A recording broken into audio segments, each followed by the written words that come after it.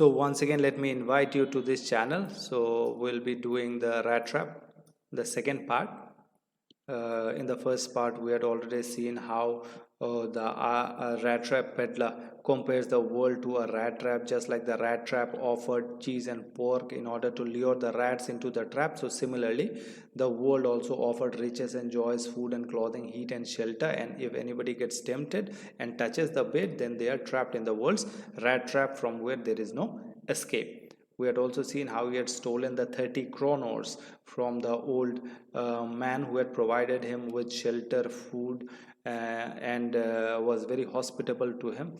Luckily for him, when he feels that his end is near, he realizes the fact that he was foolish enough to touch the bait and now his own turn had come.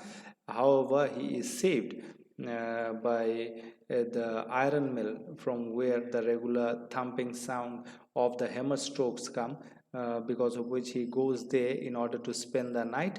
And in one of the nightly inspection, the iron master also happens to reach the iron mill and mistakes this rat trap peddler to be an old regimental comrade. He tries to persuade him to celebrate the Christmas Eve with him, and invites him to his house. However, because he realizes the crime he had committed, he doesn't want to go to the manor house. For him, going to the manor house will be like voluntarily entering the lion's den, and so he rejects the proposal. However, the iron master is also very adamant and determined, and so he sends his daughter Edla Will Manson, who immediately realizes that the rat trap peddler was frightened. So she assures him that he will be allowed to leave as freely as he had come, because from his behavior she could easily make out that either the man has stolen something or he had run away from jail. So she gives this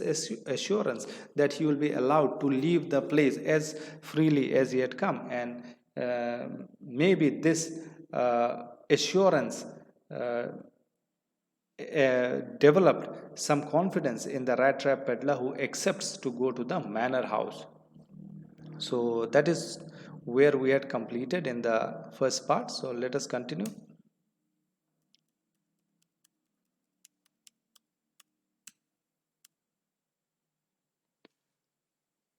Now the next day was Christmas Eve, and when the iron master came into the dining room for breakfast, he probably thought with satisfaction of his old regimental comrade whom he had run across so unexpectedly. So naturally, he was happy the next day. He was thinking about the old regimental comrade. So he tells his daughter that first of all, we must see to it that he gets a little flesh on his bones. He said to his daughter, who was busy at the table. And then we must see that he gets something else to do than to run around the country selling rat traps. So he has future plans also. He seems to be very compassionate and understanding. He wants to do something good for that peddler, as he considers him to be an old regimental comrade. So he tells his daughter that they need to provide him with some food, and then they also have to think about some alternate alternate trade that he could engage himself in instead of running around the country selling rat traps. Now, we had also seen the persuasive power of the daughter, and we had also seen how the daughter has a better understanding of human nature, because when she met him, when she met the peddler the first time, she realizes that the man was frightened, and on her assurance only the man had come. So she was right in it. So she tells her father, it is queer, it is odd, she says, that things have gone downhill with him as badly as that. Said the daughter, last night I did not think there was anything about him to show that he had once been an educated man. So again, she is right here. So from his behavior, she says that there is nothing in him that proves that once upon a time he was a learned and educated person. The father tells her, you must have patience, my little girl. As soon as he gets clean and dressed up, you will see something different. Last night he was naturally embarrassed. The tramp manners will fall away with the tramp clothes. So the Iron Master still thinks that it is his old regimental comrade and doesn't suspect anything foul. So he says that the tramp manners will disappear. The tramp manners will disappear with the tramp clothes. So as soon as he gets himself clean, then she will be able to notice something else. Just as he said this, the door opened and the stranger entered. Yes, now he was truly clean and well dressed. The valet, that is the attendant, had bathed him, cut his hair, and shaved him. Moreover, he was dressed in a good looking suit of clothes which belonged to the iron master. He wore a white shirt and a starched collar and whole shoes. Now he is dressed in a proper manner and he is clean shaven. He had taken a bath. The attendant had ensured all these things. But although the guest was now so well groomed, the iron master did not seem pleased. Now, when he comes after cleaning up or shaving and cutting his hair, the iron master did not seem pleased, because it is then that the iron master realizes that he had made a mistake in considering this man to be an old regimental comrade. But now, when he sees him in broad daylight, there was no chance of mistaking him for an old regimental comrade. So he feels cheated by this rat-trap peddler. So he shouts, "What does it mean?" He thundered. The stranger realizes that the iron master has recognized him, or has recognized the folly that he had committed the previous night of considering him to be an old regimental comrade. So he starts pleading, the "It is not my fault, sir." He says, "It's not my fault, sir. I have never pretended to be anything but a poor trader, and I pleaded and begged to be allowed to stay in the forts, but no harm has been done. At worst, I can put on my rags, I can put on my torn clothes and go away." So he says, "Now also no harm has been done. I never told you that I was an old regimental comrade. It was you who invited me, and that also I denied. Now also no harm has been done. I can take my clothes, torn clothes, and go back to the my own way." "Well," said the iron master, hesitating a little, "it was not honest either. You must admit that, and I should not be surprised if the sheriff is the police, would like to have something to say in the matter." So the iron master threatens him by telling him that he was not honest either. He did not try to undeceive him. So the tramp took a step, and so he says that he might call the police. So the tramp took a step forward and struck the table with his fist. "Now I am going to tell you, Mr. Iron Master, how things are," he said. "The whole world is nothing but the big rat trap." Now he repeats the same analogy to the Iron Master, the philosophical thought, where he considers the whole world to be a rat trap. So he gets very angry on the Iron Master and tells him that the whole world is a rat trap. All the good things that are offered to you are nothing but cheese rinds and bits of pork set out to drag a poor fellow in trouble. And if the police comes now and locks me up for this, then you, Mr. Iron Master, must remember that a day might come when you yourself may want to get a big piece of pork, and then you will get caught in the trap. So he says that I am a poor guy who got trapped in the world's rat trap, because the whole world is a rat trap. I was lured, I was tempted by those whatever 30 kronos, till now they do not know, but he says that he was trapped in the world's rat trap, and if today the sheriff comes and takes him away, or the police comes and takes him away, then the Iron Master should remember that a day might come when he himself might want or might be tempted by something, and the whole world will close in on him, and he will also be trapped in the world's rat trap. So it was a very, very funny analogy that he had given, and the Iron Master begins to laugh. The Iron Master began to laugh. "That's not so badly said, my poor fellow. Perhaps we should let the sheriff alone on Christmas Eve, but now get out of here as fast as you can." So he drops the idea of sending for the police and threatens him to leave the place. And the man is also ready. The Rattrap peddler is also ready to leave the place. But just as the man was opening the door, the daughter said, "I think he ought to stay with us today. I don't want him to go." And with that, she went and closed the door. Now, what happens here is the Rattrap peddler is ready to move out of the manor house, but just then the daughter of the iron master, that is Edla Wilmanson, intervenes and stops the man from going. She says that this man should stay with us today. I don't want him to go. And she closed the door. What in the world are you doing? Said the father. The daughter stood there, quite embarrassed and hardly knew what to answer. The morning she had felt, actually, she had. Why did she intercede for the vagabond? That morning, actually, she had felt very home-like and Christmassy. She was going to make things for the poor, hungry wretch, and she could not get away from the idea all at once, and that is why she had interceded for the vagabond. Now, uh, she finds it very, very difficult to answer the father's question as to why she intercedes for that man who is not an old regimental comrade. But she had felt very home-like and Christmassy. She had already planned a lot of things in advance for this poor, hungry person, and that is why she had interceded for him. So she has to give her opinion also. She says, I am thinking of the stranger here, said the young girl. He walks and walks the whole year long. Now you see, she has a proper understanding of human nature. She understands him also very nicely. She says that he keeps on walking because he is a peddler, he doesn't have a permanent place to stay. So he keeps on walking from place to place, not a single place in the whole country where he is welcome and can feel at home. Wherever he turns up, he is chased away. Always he is afraid of being arrested and cross-examined. I should like him to enjoy a day of peace with us, just one in the whole year. So this is the request of the daughter. The daughter requests the father to allow the vagabond to stay in their house, because this vagabond has been troubled throughout, because he doesn't have a permanent place to stay, and wherever he goes he is chased away, and she wants him to enjoy at least one day of one peaceful day in a whole year. The iron master has nothing to say to his daughter.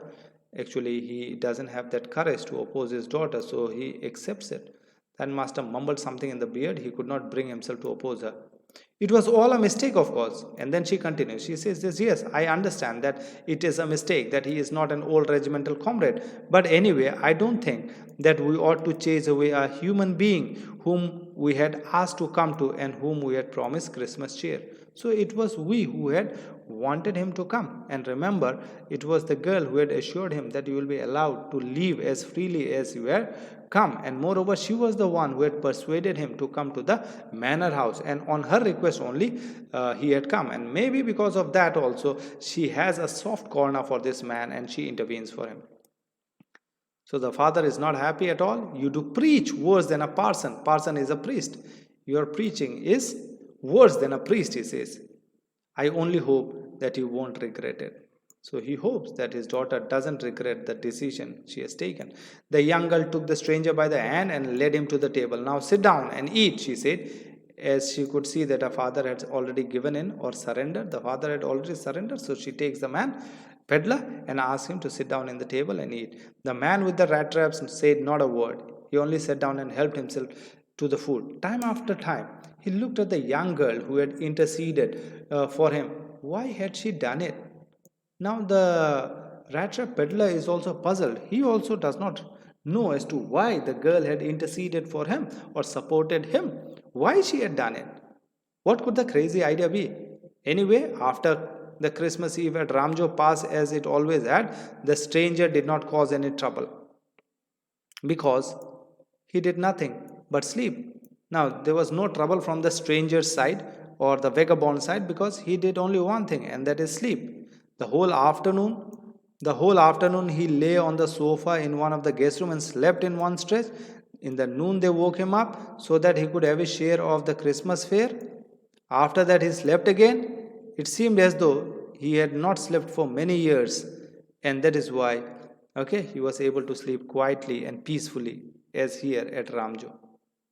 So he did not cause any trouble, because all he did was sleep. And whenever it was time to have food, the girl would wake him up, he would have his food and then go back to sleep. In the evening, when the Christmas tree was lighted, they woke him up again, and he stood for a while in the drawing room, blinking as though the candlelight hurt him. But after that, he disappeared again. 2 hours later, he was arose once more. That means he had gone sleeping. After that 2 hours, they woke him up again. He then had to go down into the dining room and eat the Christmas fish and porridge. As soon as they had got him from the table, he went around to each one present and said, "Thank you and good night." So, after dinner, he said thank you and good night to everyone. But when he came to the young girl, she told him or made him to understand that the dress that he was wearing, the suit that he was wearing, was a Christmas present from her father. It was a father's wish that the man should keep the suit as a Christmas present. He did not have to return it. And again, one more assurance she gave, that if he wanted to spend next Christmas Eve in a place where he could rest in peace and be sure that no evil would befall him, he would be welcome back again. Now, the girl also tells him that if next year, the next Christmas, he wants to spend in a place where he could find peace, then he was always welcome. The man with the rat traps did not answer anything to this. He only stared at the young girl in boundless amazement. He is amazed at the behavior of the girl. Why is the girl treating him so affectionately? Maybe because she understands the life that the rat trap peddler is living, and that is why she is very, very compassionate, towards him. The next morning, the iron master and his daughter got up in good season and had to go to the early Christmas service. Their guest was still asleep and they did not disturb him. So next morning, the iron master and his daughter got up for the Christmas service and they went to the church. And in the meantime, the rat trap peddler was still sleeping. When at about 10, they drove back from the church, the young girl sat and hung her head. The young girl seemed very, very depressed when they were returning from the church. She was very depressed, dejected, and sad.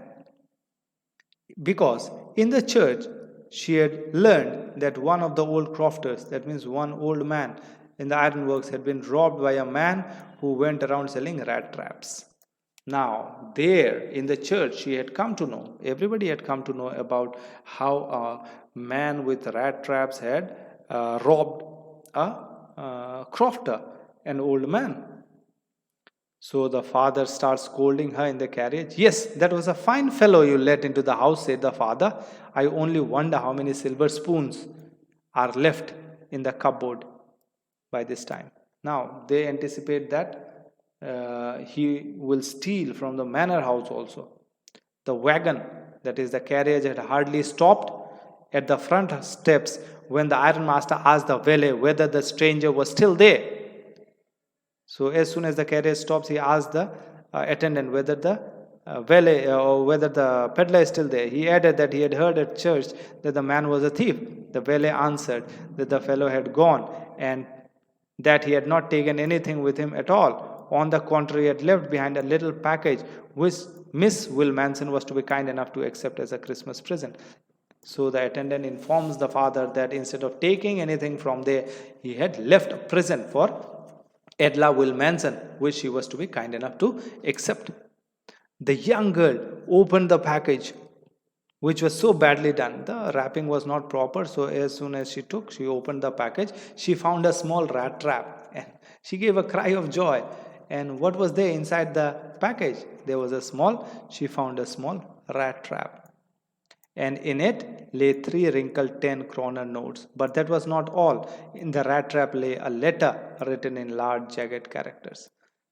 Now, what is there in the rat trap? What is there inside the package?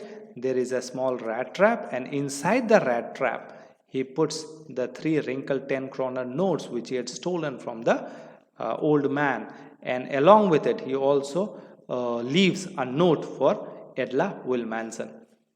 Now, what is the note that he leaves? "Honored and noble miss." This is the letter, a beautiful letter that he writes. "Honored and noble miss, since you have been so kind to me all day long, as if I was a captain, I want to be nice to you in return, as if I was a real captain. For I do not want you to be embarrassed at the Christmas season by a thief. But you can give back the money to the old man in the roadside who put the money pouch hanging on the window frame as a bait for poor wanderers. Now, in this letter, he has written that he wants to be nice, just like she was nice to him. And just because she treated him like a captain, he wants to behave like a real captain. And on top of that, he doesn't want her to be embarrassed on a Christmas Eve by a thief. And then he also talks about the three wrinkled 10 kroner notes which Miss Edla Will Manson was to give to that old man who keeps it in the who keeps the money pouch hanging on the window frame as a bait. It was a kind of bait, temptation for the poor wanderers. So the rat trap is a Christmas present from a rat. Now, definitely his position is that of a rat because he was trapped in the world's rat trap after touching the bait. So he says that this rat trap is a Christmas present from a rat who would have been caught in the world's rat trap if he had not been raised to captain, because in that way he got power to clear himself. Now it was because of the love, the understanding, the sympathy, okay, the genuine care that she bestowed on the man that a transformation took place in him, and he decides to change his ways and become a better person. He says, this I would have been trapped in the world's rat trap if it had not been for you who raised me to the height of a captain, because by raising his stature to the height of the captain, okay, to the position of a captain, he got the power to redeem himself. Written with friendship and regard, Captain Von Stale. Now, he says, it is, he signs himself as Captain Von Stale. So we see that how a transformation takes place in the rat trap peddler. He is given that regard, respect by Edla Will Manson, and because of the regard and respect that he gets, a change comes in him and he decides to become a better human being. And at last, he leaves the money for Edla Will Manson to return it back to the old man who keeps the money as a bait for poor wanderers. And he is also grateful to Edla Will Manson for having raised him to the height of a captain, because of which he got power to escape from the world's rat trap, and he signs himself as Captain Von Stale. So I hope that you understood this chapter. So thank you very much. We'll meet again in the next video.